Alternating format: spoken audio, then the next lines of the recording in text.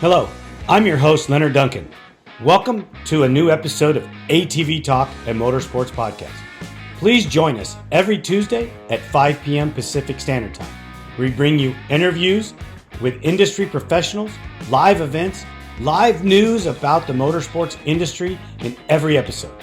Enjoy the show. Whether we are out riding with our friends and family or racing in extreme environments, we all need good tires. That's why I recommend GBC Power Sports Tires, a division of Greenball Corp.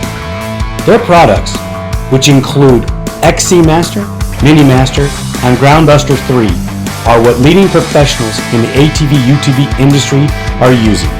You can get your tires at greenballtires.com or find them on Instagram as GBC Tires for further inquiries. Are you looking for the best suspension technology for your sport ATV?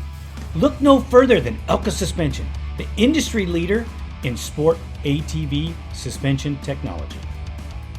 With championship wins in prestigious events such as the Dakar Rally, Score, Best in the Desert, ATV MX, Cross Country, and Worcs, Elka Suspension has established itself as the go-to choice for athletes and enthusiasts alike. But they don't just stop at ATVs. They're constantly expanding into new markets, including UTVs, trucks, SUVs, pit bikes, snowmobiles, and more. Their commitment to innovation and quality means they're always looking to improve and adapt so you can enjoy a smooth ride wherever you go. Want to learn more about what Elka Suspension can do for you? Visit their website at elkasuspension.com or give them a call at 450-655-4855. They will always be happy to answer your questions and help you find the perfect suspension solution for your needs. Welcome to DBR Racing Products, the leader in 3D modeling and innovations. Since 2015, they have been revolutionizing the industry, starting with their groundbreaking YFZ 450R battery boxes. But they didn't stop there. They have continued to push the boundaries, constantly improving their design with each new version. In 2018, they introduced the game-changing Vortex EXO cage, specifically designed to securely hold the Vortex ECU in a safe and sturdy location. This breakthrough innovation ensures your ECU stays protected even in the toughest racing conditions. At DBR, they understand that every detail matters. That's why they also offer an array of essential products to enhance your racing experience. Their spark plug hold downs keep your engine firing at peak performance, while their LTR breather boxes ensure optimal ventilation for your machine.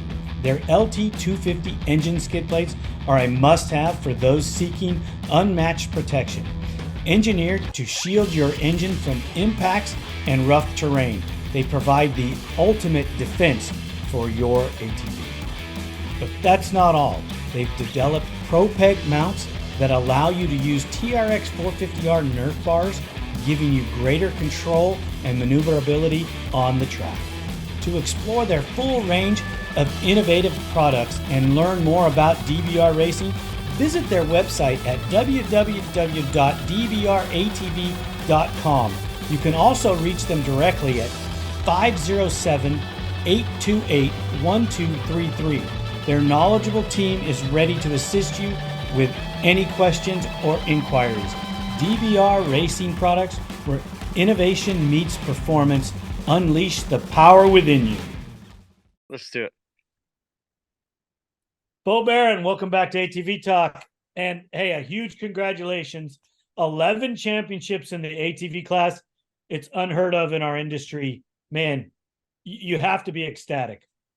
Yeah, this one was pretty gnarly, dude. Like I didn't really know if I could pull it off, and we did, and man, what a sigh of relief. I was pretty happy at the end, you know. Like we went through some ups and downs this year. This was a all over the place.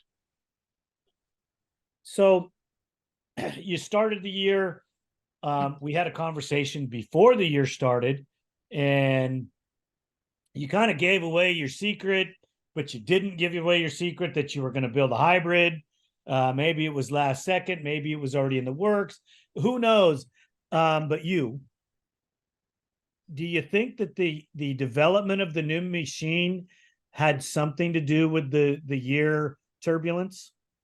Absolutely. It had a big part in it in a few different ways. Like that last race, we went to Vernal, not before Taft, and the header broke. And it was just something that we had pieced together off of a stock exhaust. Curtis cut it, and we just added some pipe onto it to make it match the silencer that we've always ran. And of course, it backfired at some point, and the dude, it was just yeah. Anyway, yeah. Long story short, we had issues. And do you think if you'd had a season of preparation on the machine, it would be better? Oh, for sure. Absolutely. But I mean, it was something that I wanted to do, dude. I got to a point where I was racing, and I don't know, like You were bored? 13 years, I think, at least. And it's kind of been a little bit stagnant, and I wanted something new and something to try. And I really figured, like, I'm like, okay, I got 10 championships, like 11, like it doesn't matter that much other than the bonus money. Like, the money is important to me, right? Exactly, at this point. But Right. um as far as championships go, it's like I told Trav, dude. I'm like, dude, I don't wish anything on you. Like, I hope you win, but I really could use the money. So here's, but but no, all in all, like, I'm pretty happy because I ended up pulling it off. In a few races, I had to pull the bike down and put a regular motor back in it, and go through the motions and get things right. And now I think I have it at a point where I've got a handle on it, at least. Um, One of the things that I notice about the difference is the harsher delivery on the throttle. You got Yeah, on the other machine with the FCR, and it was just you had the thing so dialed where it didn't overwork you. right. Lots of torque. And like the new bike, it's tough, dude. With the new motor, it's dude, it likes to rev. Like, it revs way higher than my normal bike I've been running forever. And it doesn't have as much torque. And that's the biggest thing that I've noticed.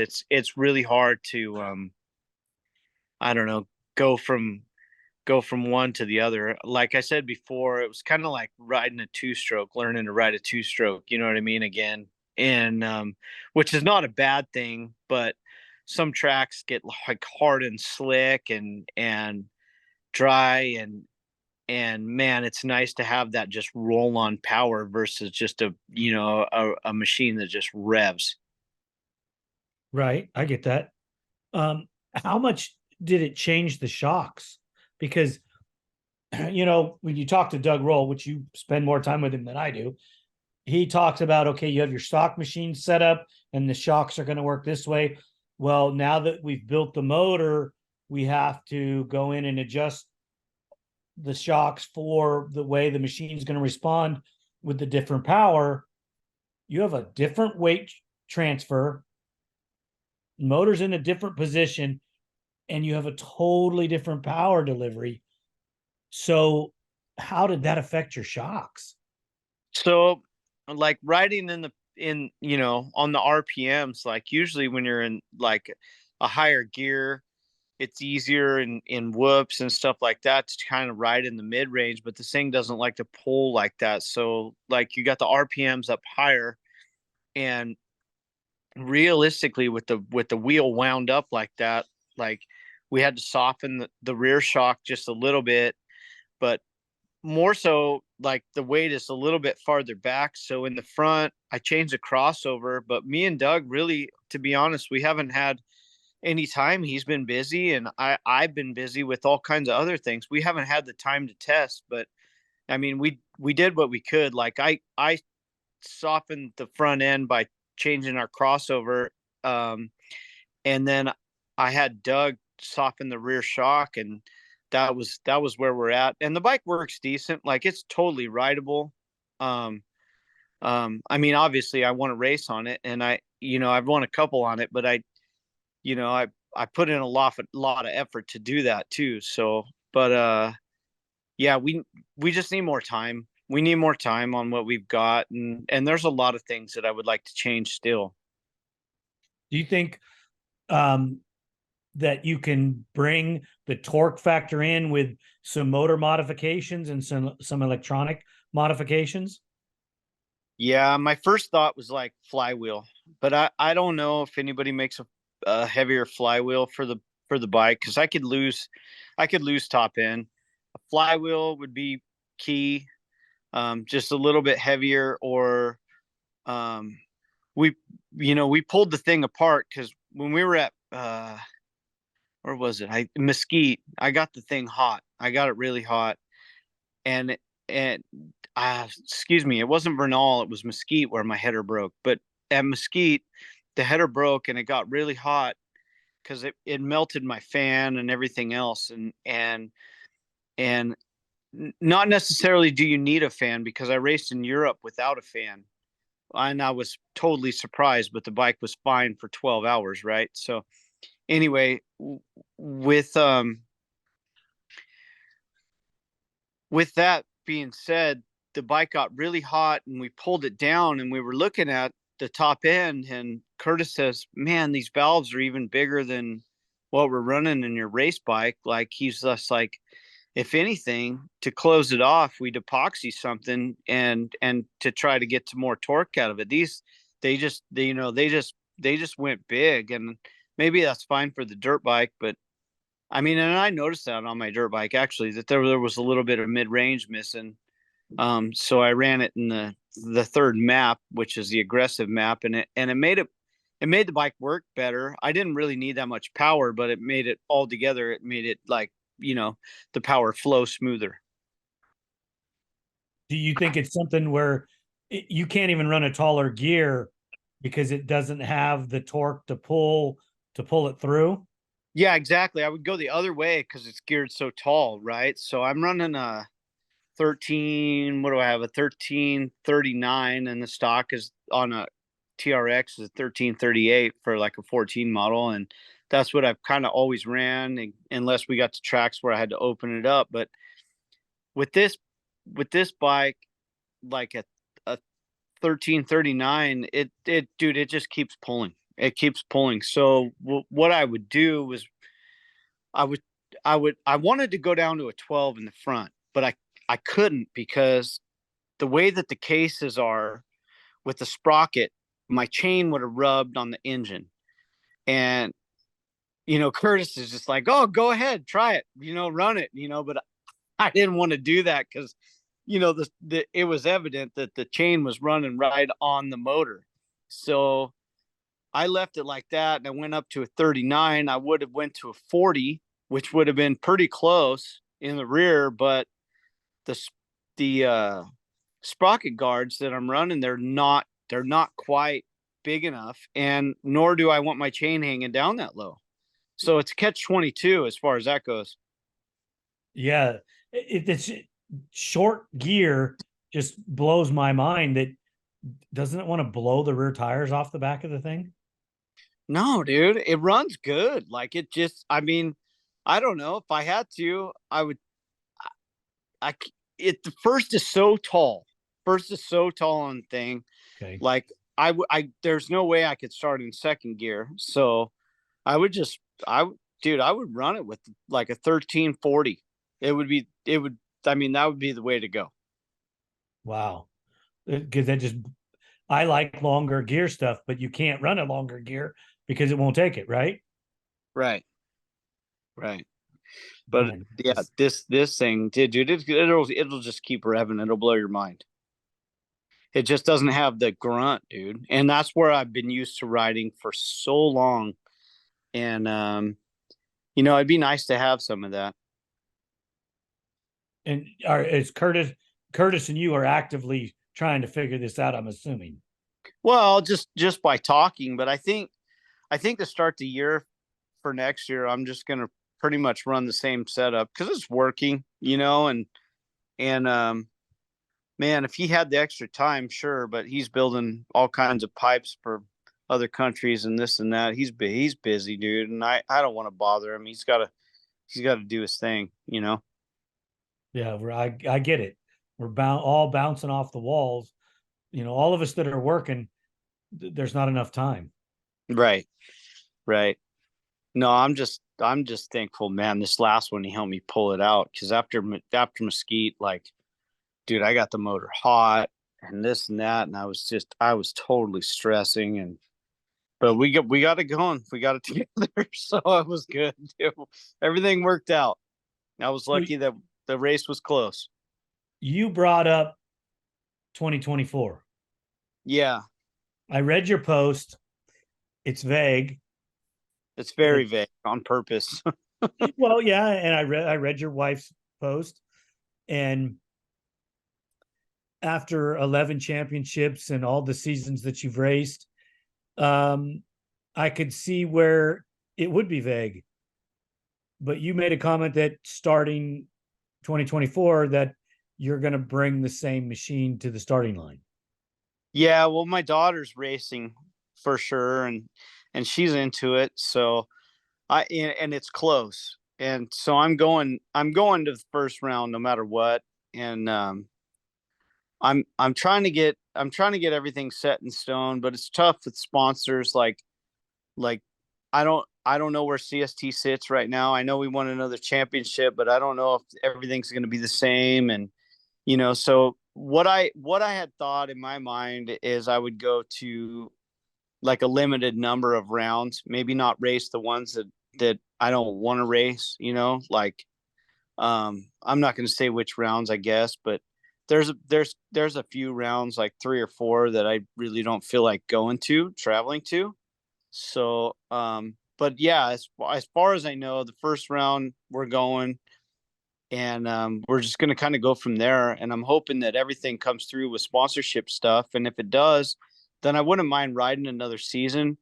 But I mean, I'm just kind of laying it out there that I'm probably not going to have the effort that I've had in the past to win the championship. I know it might change, but dude, like, I like this last round at Taft, like, I tried to put it down.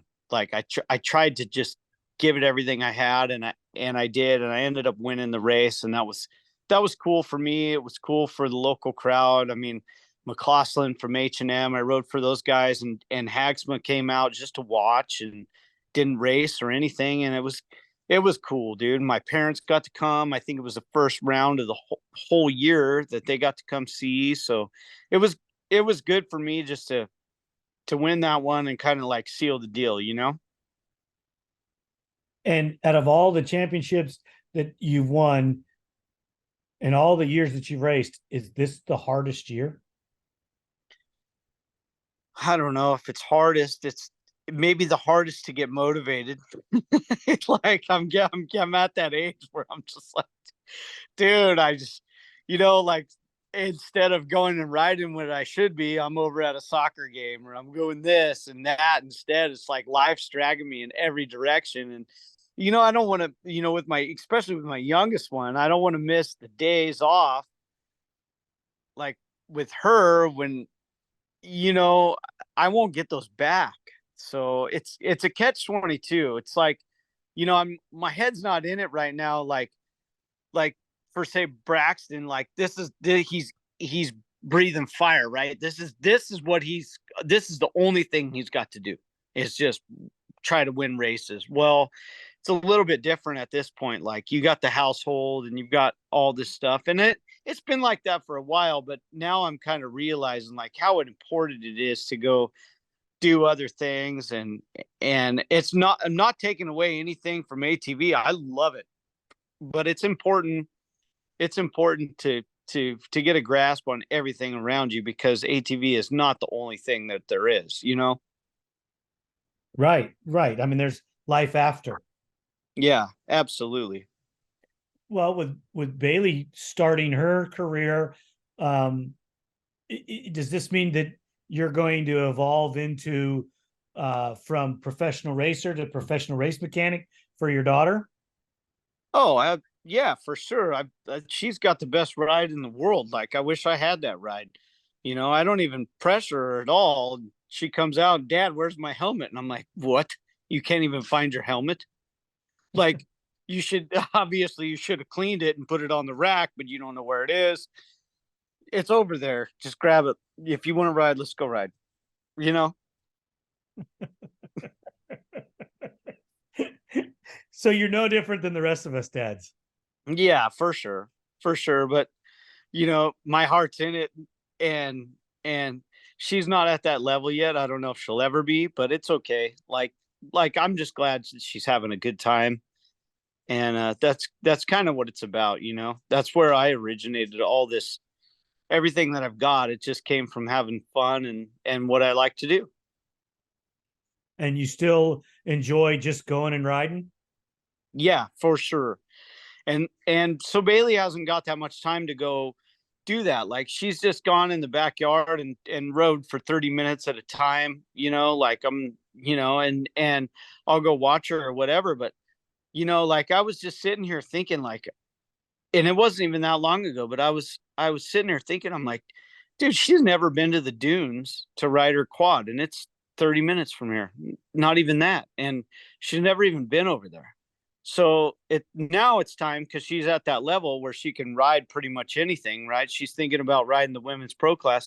So I'm just like, well, yeah, maybe I should take her to the beach. Maybe we should go out and ride some trails at Pozo, or we should go do this, or we should go do that. And like, just different stuff than what we've normally done, you know.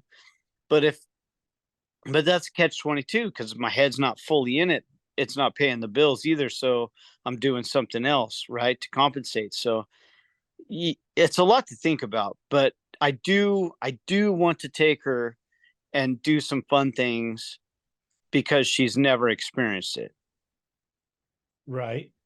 Yeah, I totally get, and then the rest of them that want to go along can as well, right? absolutely. Yeah, mom and Brooke and Bryn, they can go, no problem. So let me ask some questions if you don't mind. How is Brandy with this transition, and is she ready for it to be over? Yeah, I think she's been ready for a while. Well, you have an amazing wife, and she's super supportive. So I just was wondering, she seems like she's still focused in to seeing you win. And if you wanted to go out in 2024 and race for another title, it seems to me like she would jump on board with you. Yeah, if that's what we were gonna do, she'd be in. But we'll see what happens. I mean, I know she has a good time when we're at the track. She doesn't like the traveling and stuff, but when we're there, everything, like, it's just like clockwork. It's just part of it. I mean, shoot, she's been with me forever doing this stuff. So it's like, yeah, it's just part of it. How could you ever stop? It seems like. I don't know. I really don't know. Um, when you raced the UTV this year, how did that transition for you? Oh, it went all right. I so I ended up like, I think I was sitting like second and third, or third and third in points. And after, dude, my Honda, I sucked dirt when we went to Vernal, and it was so powdery in my car. Anyway, my car sucked dirt and it blew it up. And I raced Tyson's car two cars of Tyson's at the last race in Mesquite, and I ended up getting like a second in his stock car, and then I think like a, I don't know, fourth or something in the other one.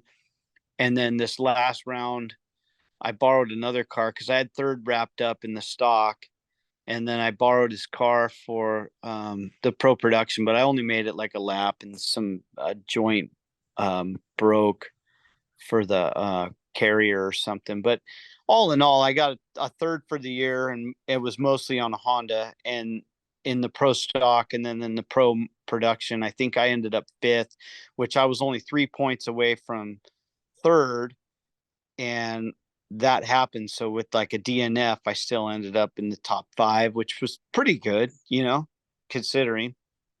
Right. Are you trying to transition away from the cars?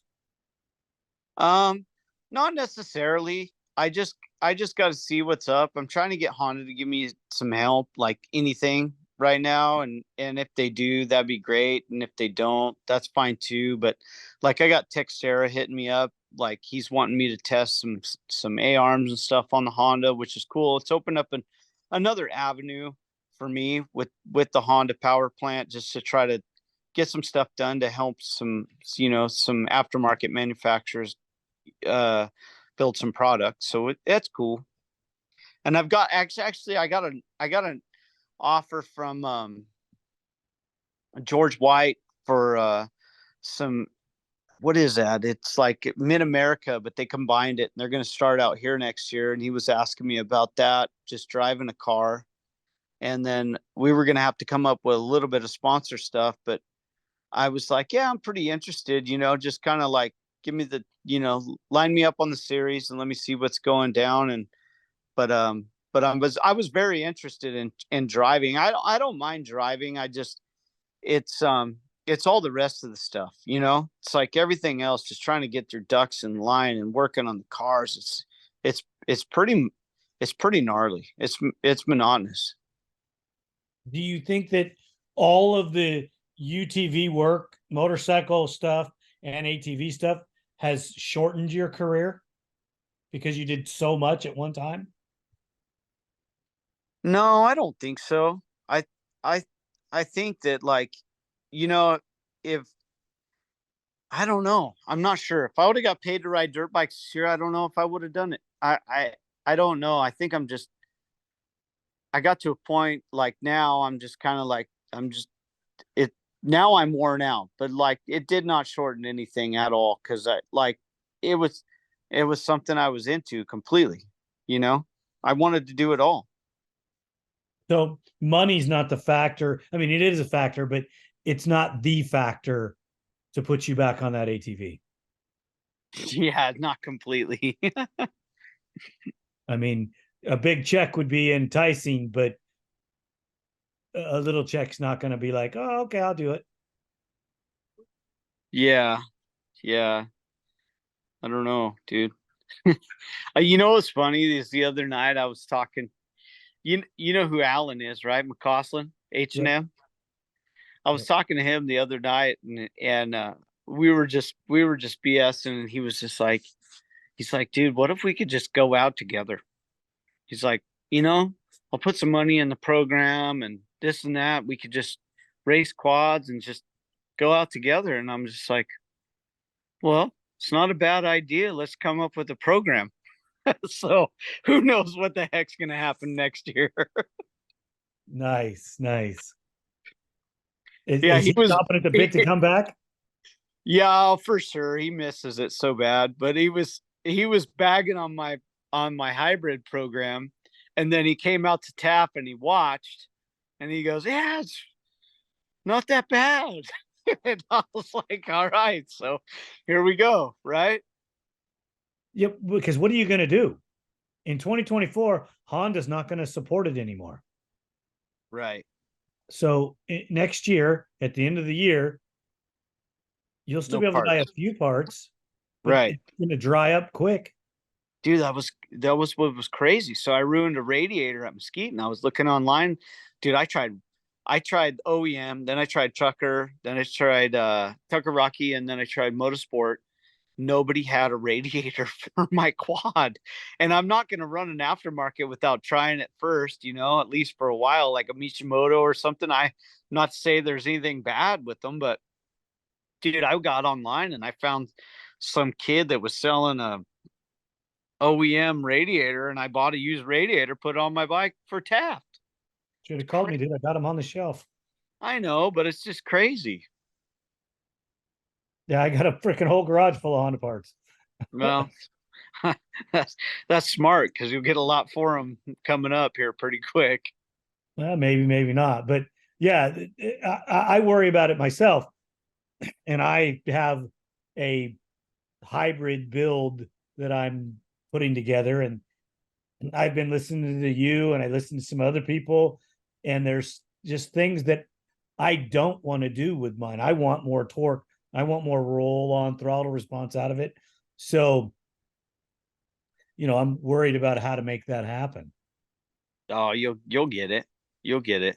I'm sure hoping because I don't want rev. I don't want it to run up top up there because personally for me, that's no fun. I don't want to ride there. Right.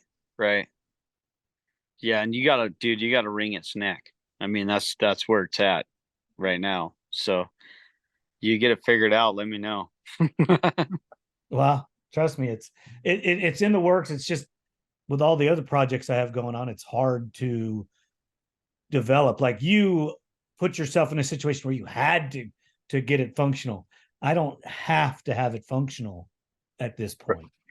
Right. And that's what makes it fun for me because I like to, dude, I'm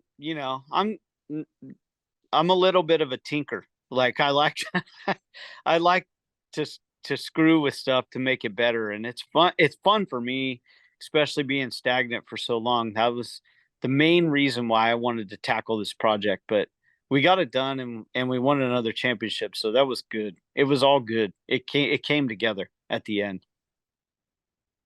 How what was the emotion when you crossed the finish line? Dude, it was huge. Like I didn't know what was going to happen when we lined up, like there was a gnarly silt section. It was a pro section going up and down this hill, and that stressed me out. Like I wasn't going to be able to see. Um, there were quite a few things at Taft. Normally we have starting gates, and there's starting gates there, and they're bitching. Well, we come to this round, and they decide that we're all starting dead engine, and so that kind of put a wrench in the things. But I I didn't really.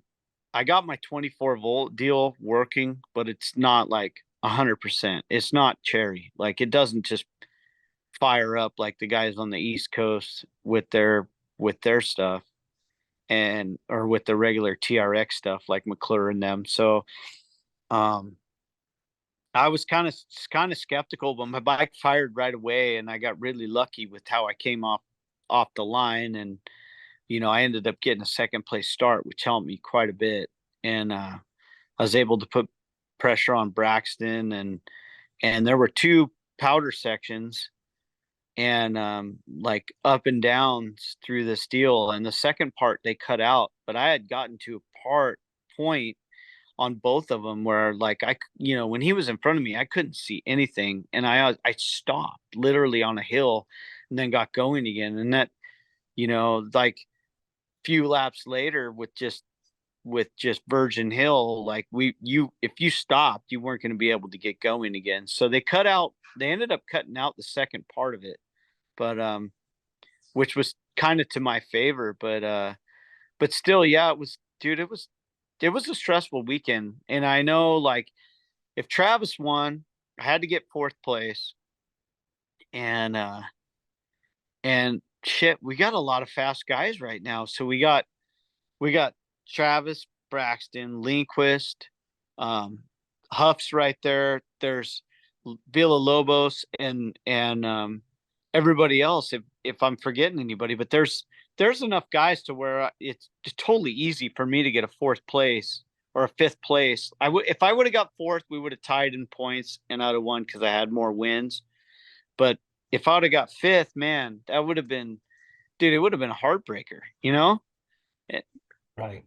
That's a Yeah, and class I've one. been there before, dude. It's not the first time. So anyway, And that would have been if Braxton won, right? Or Travis. Travis, if Travis won.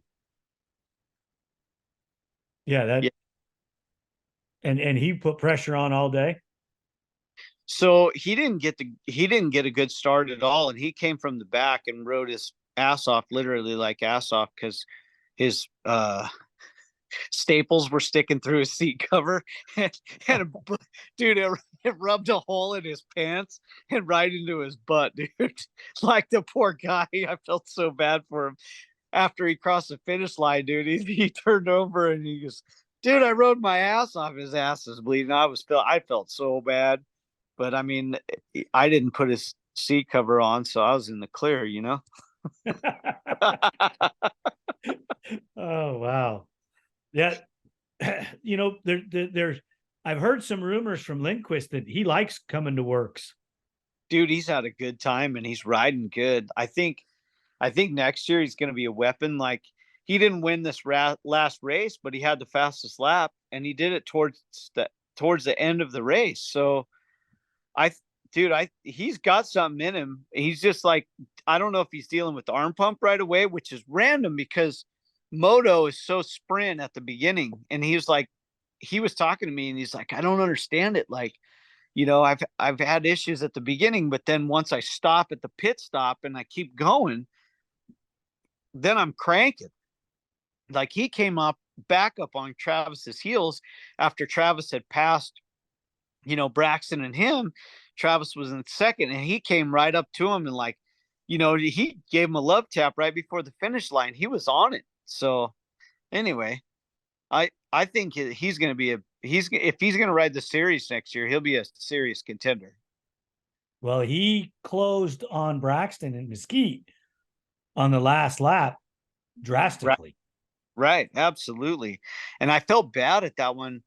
Like I was at that race, and before my header busted, I was kind of holding him up, and he was thinking that I was going to put on a charge, and I was going to do that, and that was in my mind that I was going to be able to just charge and try to catch at the end. And dude, I couldn't. I had arm pump. I don't get it that often, but I could not relax enough.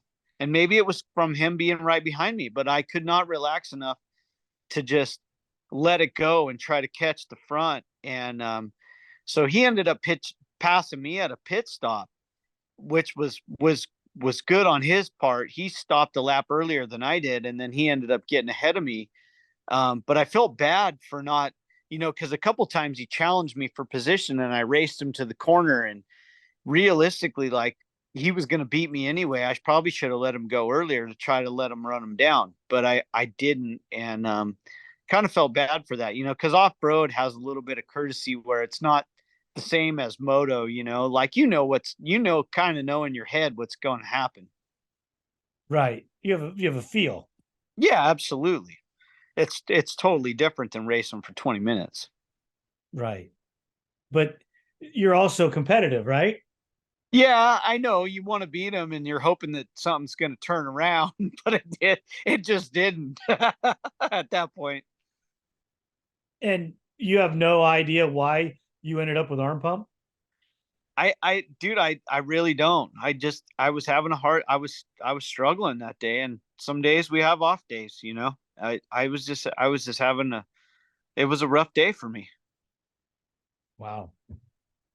I didn't get that intel when I got information from everybody on that race. I just knew that you had had a failure, unbeknownst to any other reason other than it just happened. And with a developed machine like that, I can see that sometimes there's going to be failures. Yeah. Yeah, I was pretty much sitting, gonna be sitting. I wasn't second, but I was gonna be sitting in third, and I was gonna get third that day, and that would have been fine because Travis was sitting in fourth, and that was the main goal, right, for points. But Unfortunately, I had a failure, and I got my bike to the finish line in fourth place, and Travis had passed me, but I didn't give away too many points, so that worked out in my favor. Yeah, not given. You only gave what, two? Yeah, yeah, it was only 2 points, so we got through it. That's crazy.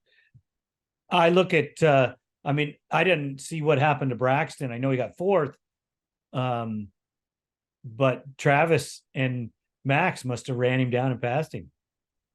Yeah, at some point they caught up to him. I I I think that Braxton lost third gear in his transmission. Is from what I've heard so far. Like he lost third in the transmission. When I was racing with him in the front, I didn't see anything that was going on with his bike. But I talked to Kyle later, and Kyle was talking to me and saying that he lost third gear, and so of course that's going to be a big hindrance. Yeah, that always would be losing a third gear because that's one of your main driving gears.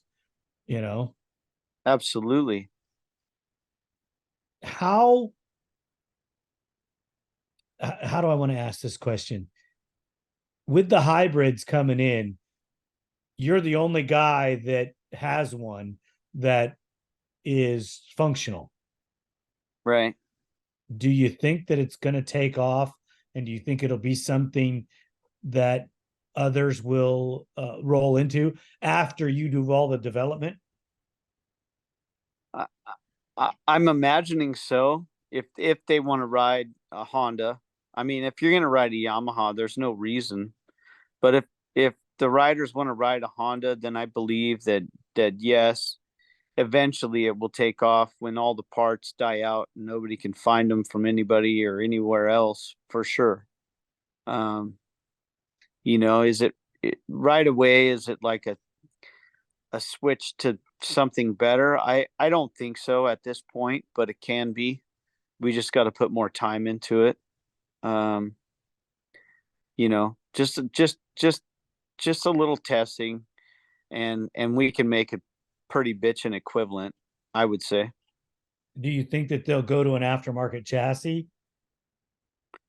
I don't know. I mean, as far as Works goes, I don't think or is it allowed now? I don't even know. Well, if it's a hybrid, then I Yeah, I mean, it guess. has to be, Right. doesn't it? Yeah, I don't know. I don't know. I mean, I know that the motor mounts all have to be in the same exact, well, the not the motor mounts themselves, but where they bolt up have to be in the same spot. So I don't know. Yeah, I don't know. I mean, I guess you could change the chassis. I haven't really thought about that much, Lenny. Yeah, I don't know. I haven't looked at the rule book Right? because I'm not spending any time racing, so I didn't do the deep dive and read every rule and figure it all out. I just would assume that if you're going to let them run a hybrid, got to let them run a hybrid. Yeah. Yeah. I mean, I don't know. I would imagine. Dude, you should have seen how many hybrids were at Ponte-Vu, but a Yamaha still ended up winning the damn thing. But I mean, when I was there, I mean, everybody was using the CRF platform, whether it was in some Walsh bike or a Honda I mean, there wasn't too many Hondas because it's hard for them to get them, but they had like they had even Yamahas and KTM's with the freaking Honda motor in it. It was tripping me out. Like I just saw them everywhere. I mean, that's gotta mean something. I mean that they're pretty bulletproof. If that's what everybody wants to run. You think Honda's ever going to come out with another sport quad? Dude, I don't know. You know, I mean, sarcastically, I send my boys messages all the time, and and they're just like, I know, but it doesn't. I mean, it's not up to them. So, I mean, I'm just working with guys like trying to develop stuff and whatever they get told to do. So, Yeah, the bean counters are the guys that are screwing it all up for everybody. right, exactly. I know I'm friends with Joe Tully from ATV On Demand, Uh and huh. he when he goes to the Honda intros, they says, oh, well, there's no demand for sport quads. Right. And he goes, have you seen the prices that these machines are selling for aftermarket or used? Right. And what do you mean there's no demand for them? Right. I mean, Yeah, it's it's tough. when you can sell a used bike for more than what a new one would cost, it's unbelievable. Yeah. No, Crazy. yeah, it's crazy. You're right. It's crazy. Have you ever thought of them doing allowing a big bore Um, like no, the Raptor 700 race? like a Raptor 700. Wait, what now? Yeah, like if so, it's a production machine, but Right. it's a 700 cc in a 450 class. Do you think they'd ever let that happen? I doubt it. I doubt it. They want to keep some kind of control on it, right? It's got to be at least a 450. You think a 700 would dominate that class? No, I really don't. But, Then why wouldn't they let it race? well, I don't know. That's catch 22. Right? I get it. I get it. You know, I've been working with Felipe Velez down in San Felipe, Oh, yeah, yeah, yeah, yeah. Good dude. and him and I have been having huge conversations. Well, he just bought a Raptor with some of our mods on it, and him and I have been having deep conversations about setting it up to be a desert race machine because what are you going to ride after the Hondas are gone? Right.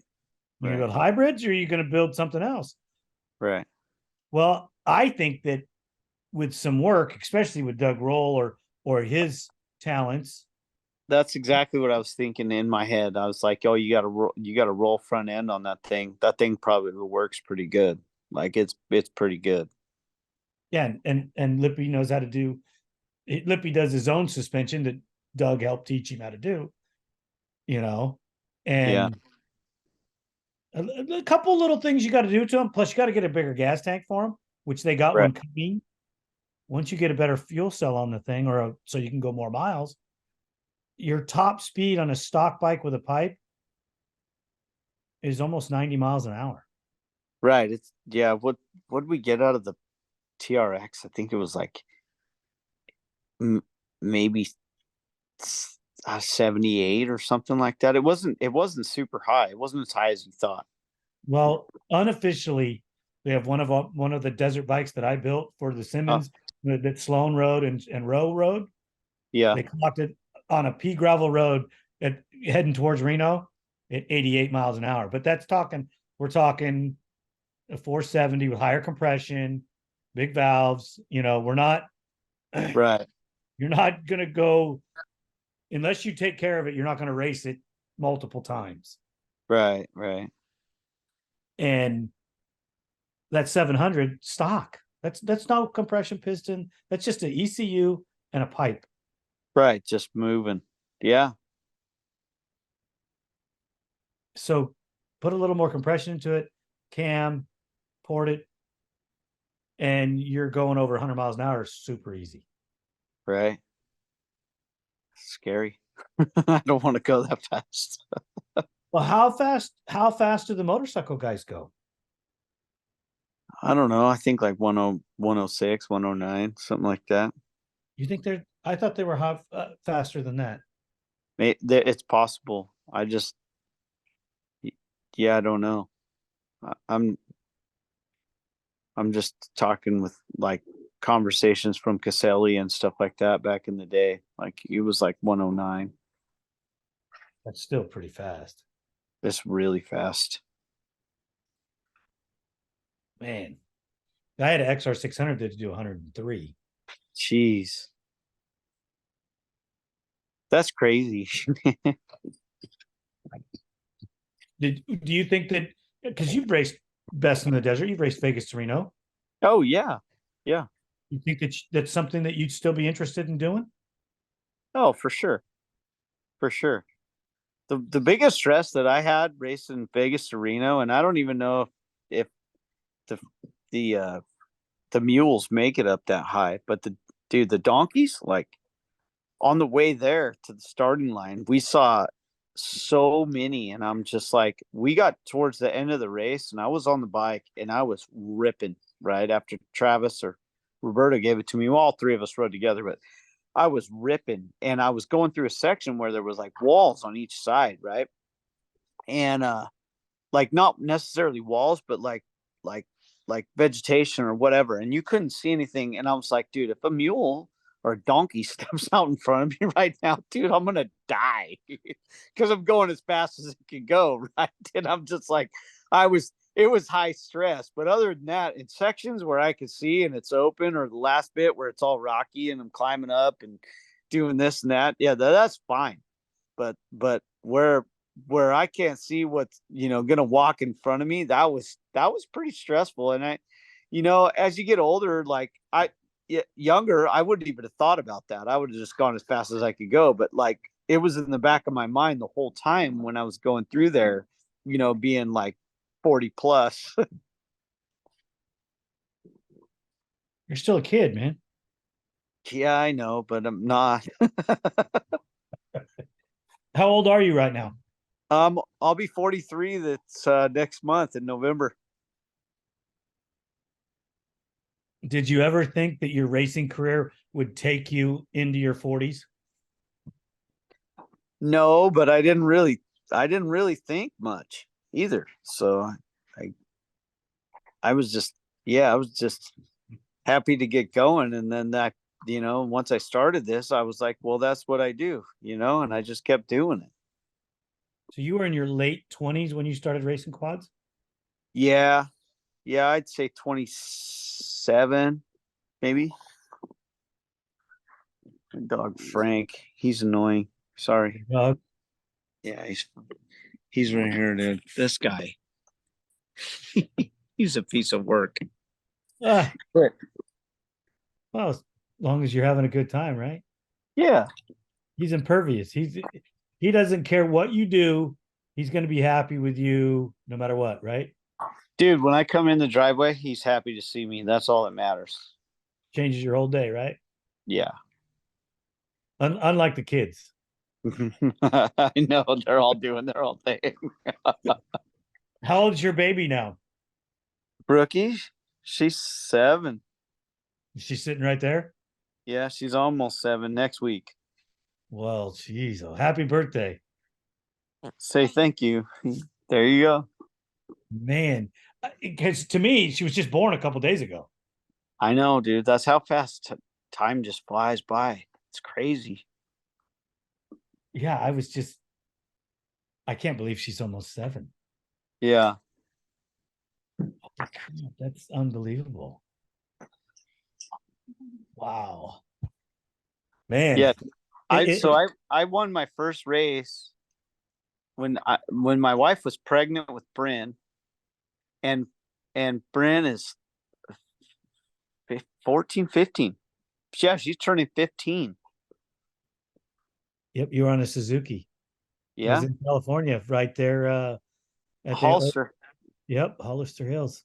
Hollister Hills. I remember that day. I was there. Yeah. That I was told cool. I told my brother, I told my brother that we should be sponsoring you. And it was a bad time because the economy and money and all that. And I said, dude, we need to help this guy. We need to freaking, figure it out. And it just never panned out. And Yeah. you hooked up with Cafro, and then you hooked up with H&M, and it worked out great for you. Yeah, for me, like we just made it happen, and that's what we had to do. You just kind of scrap until you get where you need to be, I guess. But So yeah, you didn't race motorcycles this year? no, CST backed it down, and they didn't want to pay me to race the dirt bike, and just with one, that's how it is with racing. Like one little element missing, or like an avenue to make a little bit of cash. It's just, you just kind of like you shut it down. I didn't not ride my dirt bike. Like I rode my dirt bike quite a bit, but it was just like, if I was going to the race and some weekends they were separate, like I wasn't going to make an extra trip or try to try to get there and ride the whole series and not get paid for it. So it was tough. Like Honda still offered contingency and stuff, but like it wouldn't have been enough to make up for the fuel to be there the extra weekends. And so I ended up going, I went to Havasu and I raced Havasu and I had a good race there and it was way fun, but it just didn't work out, part of my program. It didn't work out for the year. So we didn't really race too much dirt bike. Right. And you'll be working on your program until you get it ironed out one way or another, correct? Yeah, I have to, right? Like I have to get the stuff ready. Like I got to get everything ready.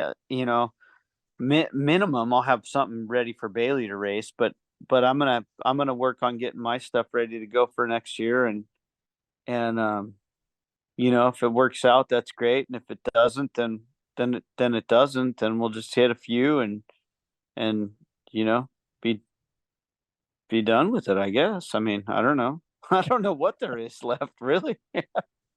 Done with it. I find that hard uh, for you to swallow, not let alone the fans, because Yeah. so many people really enjoy you being at the races and look for your advice, and help with so many different situations.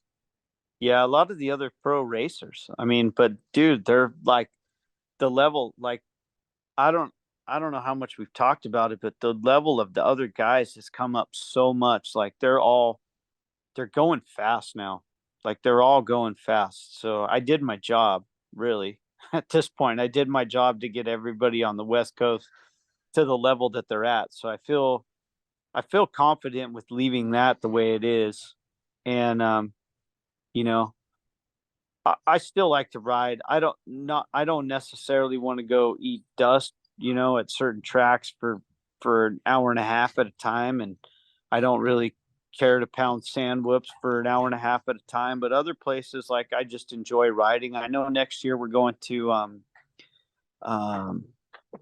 where is it? It's up north, Yuba City, Marysville.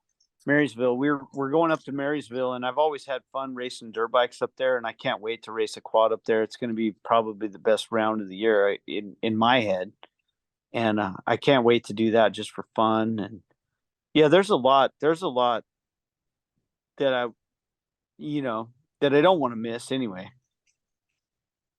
Well, I hope it works out for you to come back for 2024. I really do, because I don't want to see you retire.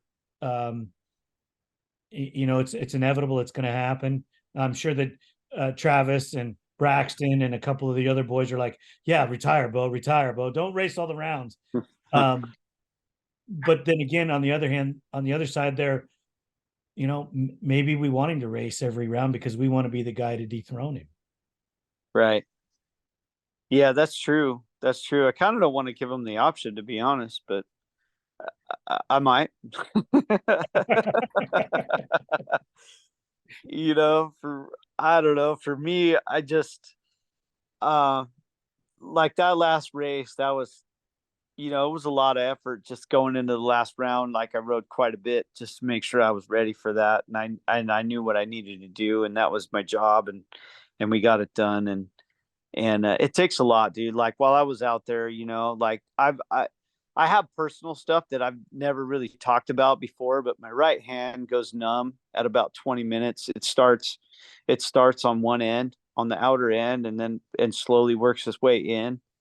And it sucks when I can't feel my hand.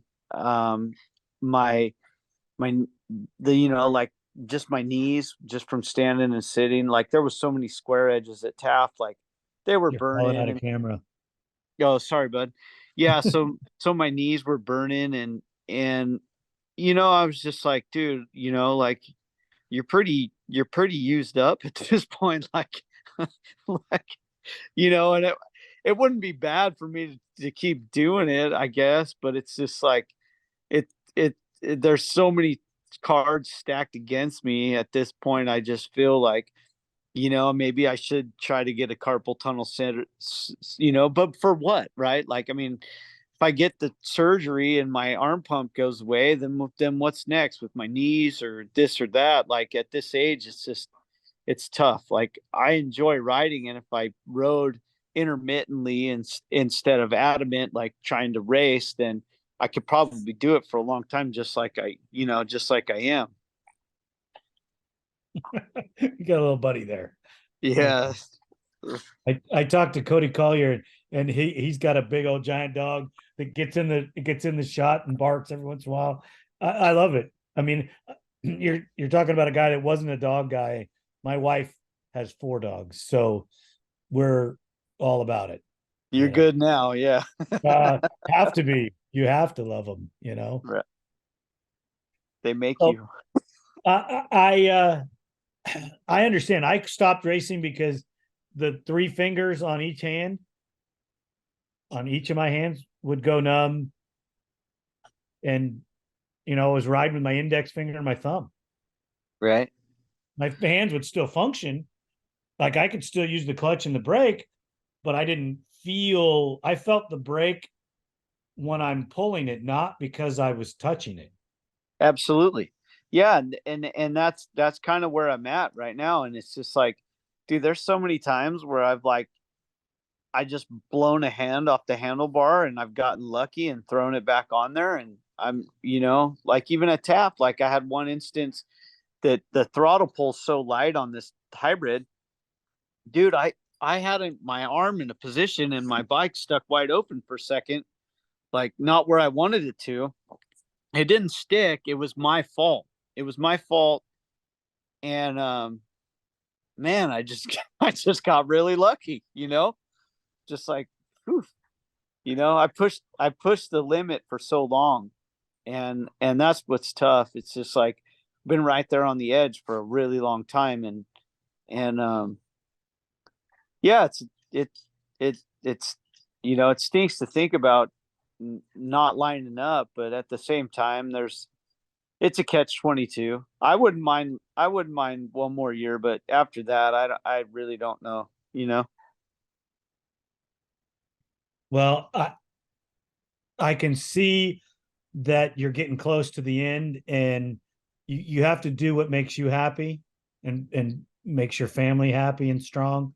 If the deal comes through, I hope you're out there on the line every time next year.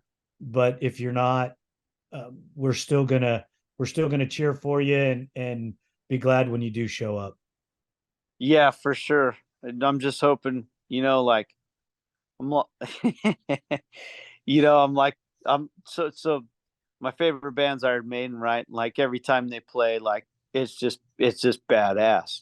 And even if they had a bad night, I love that guy or that whole band. And so I'm just hoping to be on that same level. And they've gone forever. And I tried to do that too. Well, Eichner rode till he was almost 50, Right. but he didn't start racing Worcs till he was 39. Right. Absolutely. And I know that he probably would have tried to keep racing if he wouldn't have gotten that bad wreck. Yeah, that was horrible. Yeah, and then he had some off track other things that went on in his life that aren't for me to talk about. But yeah, it's he still misses it today when I talk to him. Oh, I'm sure. And I'm sure I will too at some point. I'll be around. If as long as Bailey wants to keep riding, I'm sure we'll hit rounds here and there, or maybe the whole series. I don't know. I don't know what I'm doing yet. Who knows? Well, like I said, brother, we all enjoy watching you ride, and I know that Braxton and Travis and Max and the Stanford boys and Huff, they're all chomping at the bit. They don't want you to retire either because they want to beat you. Right. And I didn't want to leave that on the table, to be honest. Well, then don't. If we were the same age, then that would be fine. But I'm not. Well, yeah, you look at Lindquist, dude. He's 19. I know. I was talking to him. I was giving him a bunch of advice before he left the race at Taft, and yeah, man, he started talking, and he was just like, yeah, like, 19, and I'm like, oh my gosh, Isn't that that's crazy? gnarly. Yeah, it's gnarly. But the kid has a ton of skill. I mean, he's a great rider. So this is gonna be things are gonna get good. Even if I'm not lining up, things are gonna get good. Yeah, I hope that he comes west. I really do.